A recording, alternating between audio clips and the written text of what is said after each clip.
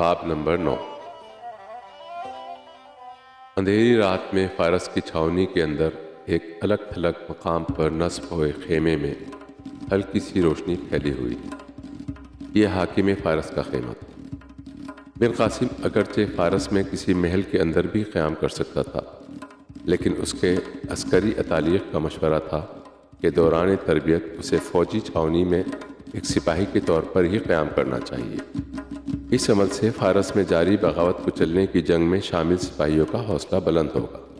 بن قاسم خود بھی محلات میں رہنے کے بجائے خیمے میں ہی شب و روز گزارنا پسند کرتا تھا۔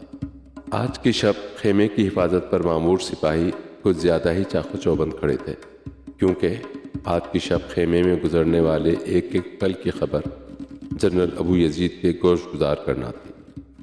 انہیں ابھی تک بن قاسم اور خیمے میں موجود کنیزوں کے درمیان کانا پھوسی کے سوا کچھ اور سنائی نہیں دیا تھا۔ پہرے دار خیمے کے اندر سے اچانک بلند ہونے والی ایک نسوانی چیخ کی وجہ سے مزید چوکنا ہو کر کھڑے ہو گئے۔ ایک عورت خیمے میں بآواز بلند کہہ رہی تھی، اے حاکم فارس، ہماری عزت کو بخش دو، ہمیں چھوڑ دو۔ حاکم فارس گرجدار آواز میں کہہ رہا تھا، تمہارا انکار غیر شرعی ہے، تم پر واجب ہے تم اپنے آپ کو میرے حوالے کر دو۔ میرا حق ہے کہ میں تم کو جیسے چاہوں استعمال کروں۔ سپاہیوں نے پرچھائیوں میں دیکھا کہ ایک قبا ہوا میں بلند ہو گئی۔ ایک کنیز کا سایہ نظر آیا جو ایک قطار میں بچھے ہوئے گاؤ تکیوں کے پیچھے گم ہو گیا۔ انہوں نے حاکم فارس کی پرچھائی کو ان تکیوں کے پیچھے گرتے دیکھا۔ دو کنیزوں کے سائے خیمے میں جلتی شمعوں کی لو میں تھر تھرا رہے تھے۔ اسی دوران کنیز کے چیخنے کی آوازیں دوبارہ سے آنے لگی۔ اس بار یہ آوازیں کچھ اور طرح کی تھیں۔ خیمے کے باہر کھڑے ایک سپاہی نے دوسرے سپاہی سے کہا، جب ہم نے فارس کے ایک شہر پر قبضہ کیا تھا تو میرے حصے میں ایک فارسی کنیز آئی تھی۔ میں جب بھی اس سے مباشرت کرتا تھا مجھے بے انتہا جد و جہد کرنا پڑتی تھی۔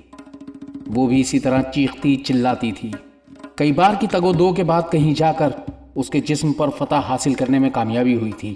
کاش مجھے اس بات کی اجازت ہوتی کہ میں اس کنیز کو اپنے ہاتھوں میں جکڑ لیتا اور اس طرح ہمارے حاکم کا کام آسان ہو جاتا۔ خیمے کے اندر سے آنے والی چیخوں کا سلسلہ رک نہیں رہا تھا۔ دوسرے سپاہی نے کہا، میں شرط لگا کر کہتا ہوں کہ حاکم فارس دخول میں کامیاب ہو گئے ہیں۔ خیمے سے پھر آہ آہ کی آوازیں بلند ہونا شروع ہو گئی۔ ایک سپاہی اپنے جذبات پر قابو نہ رکھ سکا تو اس نے اپنا نیزہ دوسرے سپاہی کو پکڑا کر اپنے لباس میں ہاتھ ڈال کر مشت زنی شروع کر دی۔ کچھ دیر میں خیمے سے بن قاسم کی اوہ اوہ کی آوازیں آنا شروع ہوئیں۔ ساتھ ہی اس سپاہی نے جو خود لذتی میں مصروف تھا اوہ اوہ کی آوازیں نکالنا شروع کر دی۔ حاکم فارس اور سپاہی ایک ہی وقت میں مہم سر کر رہے تھے۔ خیمے میں وقفے وقفے سے یہ کھیل جاری رہا۔ سپاہیوں کے لیے یہ کھیل اتنا دلچسپ تھا کہ وہ تمام شب آنکھ بھی نہ جھپک سکے۔ صبح ہوئی تو یہ کھیل تھم گیا۔ کچھ دیر گزرنے کے بعد دو سپاہی کنیزوں کو لے جانے کے لیے آ گئے۔ حاکم فارس خیمے کے در تک کنیزوں کے ہمراہ آیا اور سپاہیوں کو ایک سربا مہر خط دیا جو ان کنیزوں اور ان کے مردوں کی آزادی کا حکم نامہ تھا۔